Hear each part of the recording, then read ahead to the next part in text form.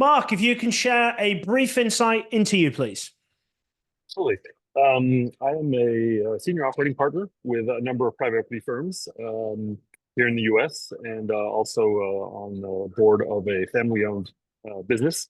And my background is tech, turnarounds, CEO, private equity held, family-owned, and I enjoy fixing things. And so that's what drew me into the private equity world to go help create value during the whole period. So something I'm pretty passionate about and something I've had quite a lengthy career now, being involved in everything from my early career at Apple, then HP, then on to Bose and a few other companies, and now working for Riverside, a well-known 35-year-old PE firm focused on the lower end of the mid-market.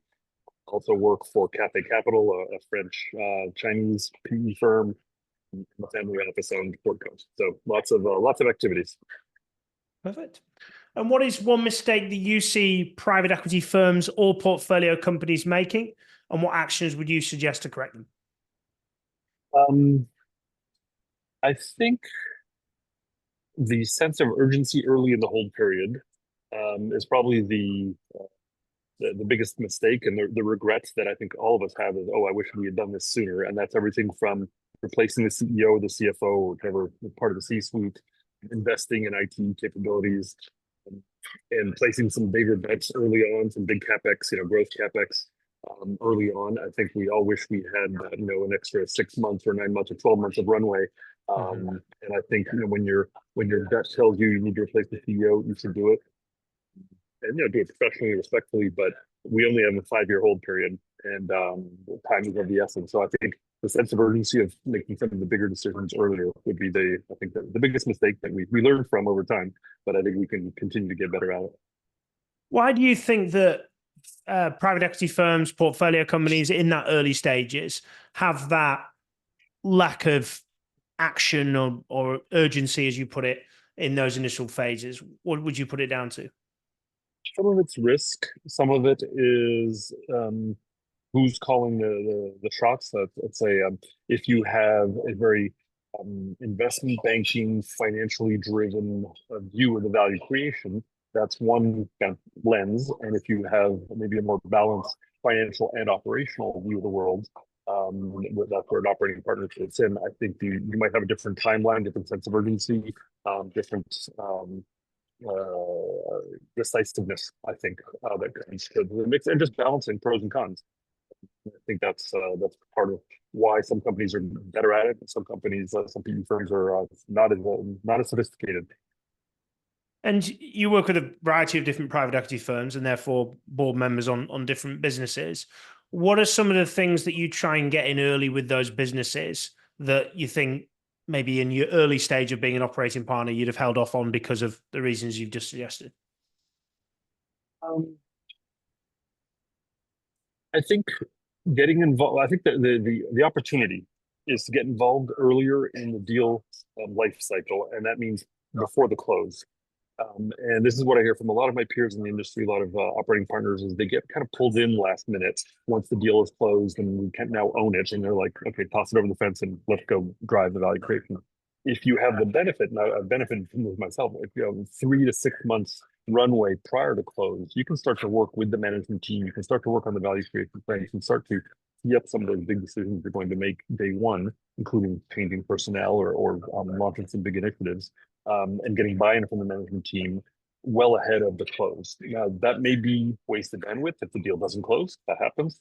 But I think the trade-off is, when you feel that the probability of closing is high, the operating partner should start to step in and shouldn't just be deal team led. I think the operating partner should be actively involved, start to get their hands on the steering wheel, and start to work with the management team to say, hey, we're going to be partners for the next 5 years. Let's start learning how to work together.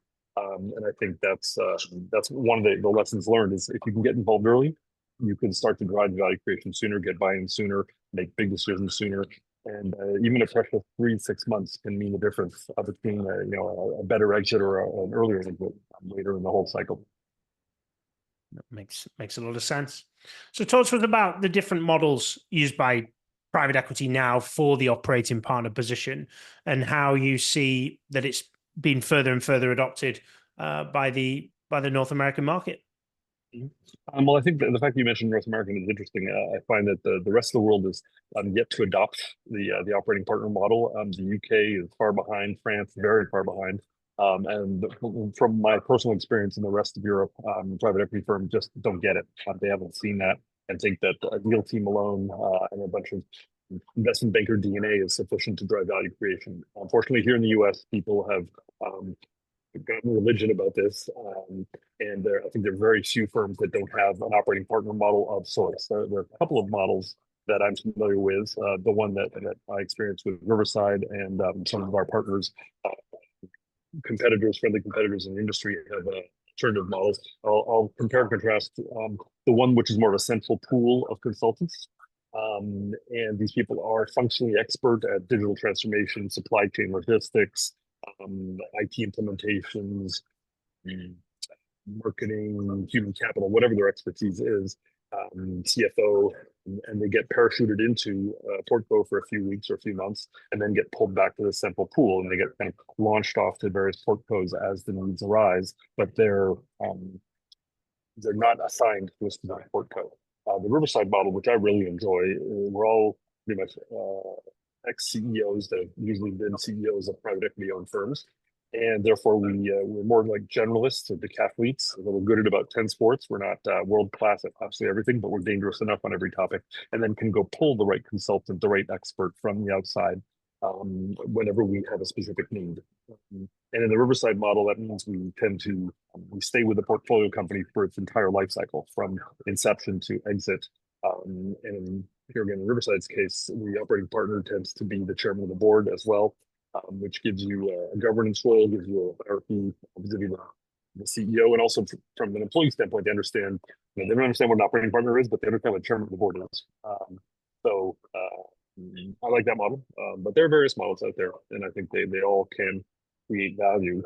And that's always an interesting thing to compare with peers in the industry, how they set up their operating partner model. Riverside has invested heavily. Of the 300 plus employees at Riverside, I think there are almost 60 of us, not 70 of us, that are operating partners. So, pretty heavy investment. Also because we have a large number of portcos across our funds. We're lower in the mid market, which means we have lots of small, beautiful companies that we try and grow, as opposed to some of the larger funds that tend to have, less than a dozen maybe investments at any point in time. But it's a big investment. And I think it's hopefully one that people understand the value creation that is driven by the operating partner. So I'm interested with your reference. I completely agree with you that Europe and probably the rest of the world is well behind the States in a lot of things when it comes to private equity, but that particularly of the operating partner model in its tradition self.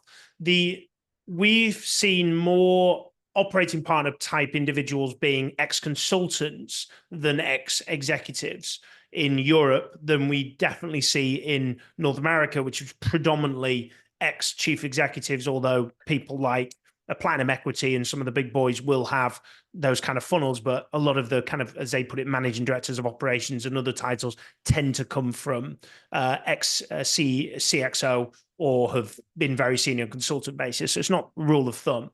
Why do you think that Europe's lagging behind North America from adopting, bringing people like yourself in? I think it's maybe because Europe is more conservative on spending and investing early in the hold cycle. And I see this in everything from board fees to equity for board members. Europe is behind, and yes, it's an investment to have a dedicated operating partner. It's there's going to be a chairman slash operating partner fee. There's going to be equity that goes to the operating partner, and so that's technically cost. The U.S. Private equity world, I think, is the math that they're going to get a fantastic return on that, and it'll pay multiples of that investment. And I find that Europe is behind. I don't want to use the word cheap, but they're more conservative on the investment, and therefore they're not willing to bring on board full time an operating partner who's going to cost a full salary and a bunch of equity. That's kind of how we're motivated, how we're rewarded. And therefore they think they can get away with some young, fresh out of MBA and investment banking, what I call young professionals that have never actually run a company, never managed a team. And I think that that's naive, candidly. And I've lived in that world, so trust me, I'm speaking from firsthand knowledge. And I think it's naive and just short-sighted not to invest in operating partners. And I think everyone here in the U.S. has figured out that's how you're going to drive faster and higher return on the investment thesis. So value creation is a term incredibly well used. It's nearly probably rivaling strategy that's discussed in the private equity world as of now. What's your take on value creation and what it means in today's private equity environment? So it's a lot less about financial engineering, which I think was still possible when money was essentially free. Now interest rates have, reverted somewhat to the norm, or will soon revert to the norm, and therefore you have to drive real operational improvement, and can't just rely on kind of financial constructs, which are helpful too. But I think you need to look at the entire P&L and the cash generation opportunities to create value, and it starts with everything from the top line to pricing, product categories, routes to market, all your costs, manufacturing costs, your supply chain, your logistics, and then all your SG&A and your overhead. And where do you want to place bets? Where do you want to invest? And where will you get the best return on investment during that hold period? And how can you craft the best story upon exit for the next owner, whether they're private equity, strategic, for them to see why they should pay a premium that you're looking for on exit. And I think that's what an operating partner brings to the party, is that roadmap, that value creation roadmap that is much more operational, rolling up your sleeves, detailed work on the ground with the management team. And you need to have that roadmap ready to go day one when you only have 5 years. And 5 years goes by really fast. People think it's a long time. It's a midterm horizon, but boy, does it go fast. An ERP implementation is a year. If you replace the CEO or the CFO, it takes them at least 6 to 9 months just to get up to cruising altitude. You're inevitably going to have some crisis, whether it's the shipping lanes in the Red Sea, the Suez Canal get shut down, or something like, God forbid, something like COVID, or tariffs kick in, or a shortage of a commodity. Something will happen during the hold period. So you really have to accelerate the value creation agenda and start firing on as many cylinders as possible starting day one, because you only have 5 years. And the last year of the hold is really the one where you're starting to package it up to sell it. So you don't necessarily want to be investing at the tail end of the hold period either. You want to be maximizing the beauty of the prize that you're trying to sell to the next owner. And talk to us about the bit of a new initiative. We had an individual on the podcast talking about employee ownership, and that's increasing attractiveness in Europe for that model as an exit strategy, but still to retain control of a business, should I say, for a lot of founder owners in Europe. What's your take on how that's actually being adopted further with private equity firms in the US?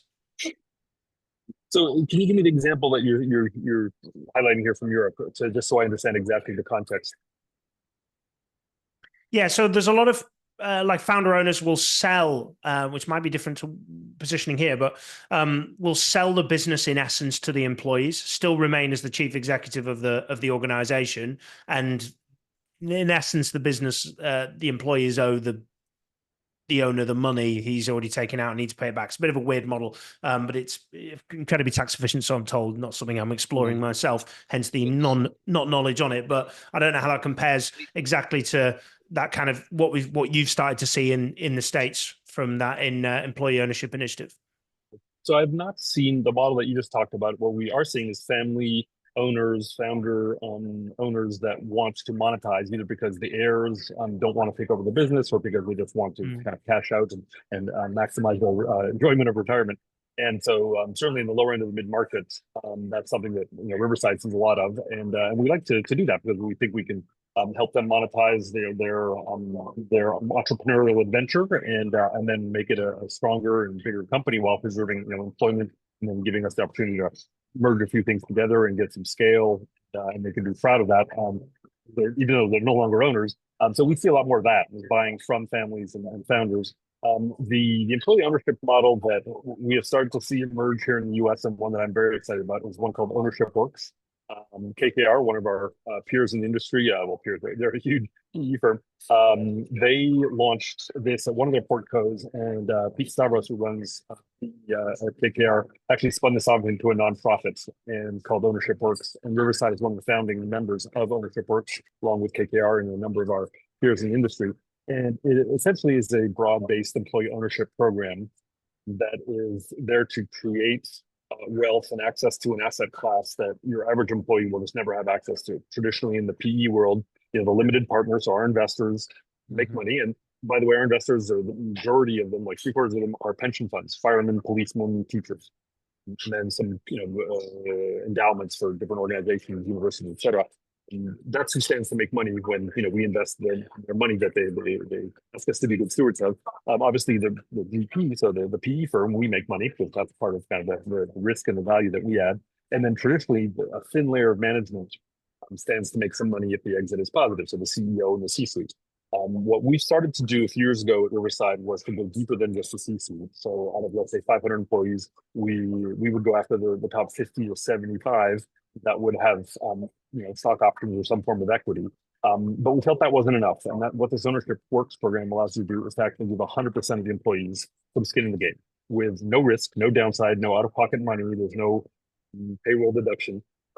If we hit our investment thesis, we usually target 6 months of salary for the employees when we exit. So it's kind of a win-win-win. Our investors will make money, Riverside will make money, management will make money, but more importantly, every single employee that's eligible will make money. So think of, and this is true for hourly wage workers, so people that are paid 18, 20, whatever, $22 an hour, they stand to make life-changing money through this program. And obviously they have to create the value that we intend to get at the end. But it's that ownership mindset we think is transformative. All of a sudden, the waste elimination, new product innovation, customer satisfaction, attrition, retention, safety, all these things that you will get as kind of discretionary value add because people walk into the office saying, "Ooh, I'm an owner now, and I'm going to think differently." And the analogy I like to use is when you rent a home, you don't take care of it as much as when you own a home. When you own a home, you're going to go spend the weekend at Home Depot getting that touch-up paint, getting that caulk. You're going to add the jacuzzi. You're going to redo the landscaping. You're going to add the second car garage, whatever you're going to do to make your house more valuable when you sell it. And when you rent, you want to get your safety deposit back, but that's about the extent of how much you care about it. And we think that mindset shifts for employees, in particular the employees who just would never have access to this kind of wealth creation, we think is transformative. Accompanying this program, which I think is really an essential part, is the financial education. A lot of the employees just don't get the financial resilience they need to understand how to manage their finances. It's kind of a windfall. What we want to make sure is that they get the personalized advice to pay off that 25% credit card debt, to start a 529 plan for their college fund for their kids, which is generational transformation. They pay down their mortgage or they maximize their IRA or their 401k. But we want to give them the means before the exit to be good stewards of this wealth creation and this asset class that they, a private equity group will never have. So we think it's a wonderful program. I've rolled it out. I've been very fortunate to be leading this on the other side. I've rolled this out for 3 of my portfolio companies. We toured to every single site, and these companies have between 400 and 700 employees, and the majority are manufacturing, logistics, or call center, so hourly wage workers. And this could transform their lives and transform the communities in which these companies are. And that's the even bigger impact. It's generational and community transformation by this kind of wealth creation. So I would encourage people to go check it out. They're on LinkedIn, on YouTube, plenty of examples of companies that have launched this. And we think it's a great initiative. And it's, I think, one of the tools in the private equity toolkit that more and more PE firms are signing up to, because it's the right thing to do. And it's also a good thing to do because you're going to get your money's worth in this investment, because you will have more engaged employees, more ownership-minded employees, which will inevitably create value. And value means our investors make more money, we make more money, management makes more money, and the employees now will make money too. Seems like a pretty good initiative to run and gets everybody bought in. Same reason why executives get an equity position, just brings everybody into the table and inspires everybody to focus on the outcome. Absolutely. And you transform your town hall meetings into shareholder meetings. That alone, just the language alone, is a mindset there, and people will come in. It's a great retention tool. It's a great employer of choice, because basically people will come and want to work for you, and they'll say, "Ooh, you have this program? Trust me, we're touting this to our investors. We're touting this to the portfolio companies that we look to acquire, but our portfolio companies are touting this to prospective employees and saying, join us because you're going to be an employee and an owner employee from day one." And that's pretty compelling, and not something that people usually associate with private equity. No, that isn't something at all. So that's I appreciate you sharing that. I wasn't aware of the initiative being adopted in private equity for that. So it sounds like it's a very good initiative. Indeed, it's one we're very proud to be one of the founding members, along with our partners in the ownership works at KKR and a number of other premier PE firms, and more are joining. And I think there was a recent segment, I think, on 60 Minutes, Pete Stavros, who's the KKR gentleman, founder of all this. He just put, I think it was a 30-minute section on 60 Minutes on this program, and it's worth watching. It's I think proofs that PE can be a force for good in the capitalist and financial world, and not just evil billionaires in Manhattan that pillage and tear apart companies. That's not what we do. We actually buy companies to make them better and stronger and more resilient. And we're not always successful, but I think the private equity world's batting average is pretty good. And we create more jobs, preserve more jobs, create more tax base, and create better companies here in the United States and in the world. I think it's a force for good, and if we can share in the wealth creation with the people who are actually doing the value creation, who are the employees, I think that's only fair. It's a win-win. So I think it's a wonderful program. Absolutely. What are your influences, Marc? What do you read, watch, listen to, you recommend others check out? Well, I wish I had more time to read. I read a lot of emails, which is probably not the most intellectually stimulating, let's say for long-term intellectual development. A lot of podcasts, a lot of business news. Try and read interesting business cases. I try immerse myself also just at least once a year to go back to do some executive education. And so I do this like mini business school, Harvard business school, mini university thing every year, just to be exposed to different, thinking out there, new tools in the toolkits, new trends, and just to immerse myself in the business case world, which I think is kind of fun. So I try and do that, and then attend a lot of networking events, and then just network with a lot of people, peers in the industry, various operating partner forums and speaking engagements, and being on panels, and I tend to absorb by osmosis. So that's my main means of feeding myself intellectually. Keep yourself reading and learning from that. If anybody wishes to reach out to you post this, Marc, how best do they get in touch, please? LinkedIn. Look up Marc Jourlait, M-A-R-C. That's the French spelling, and last name is Jourlait, which is French, Jourlait.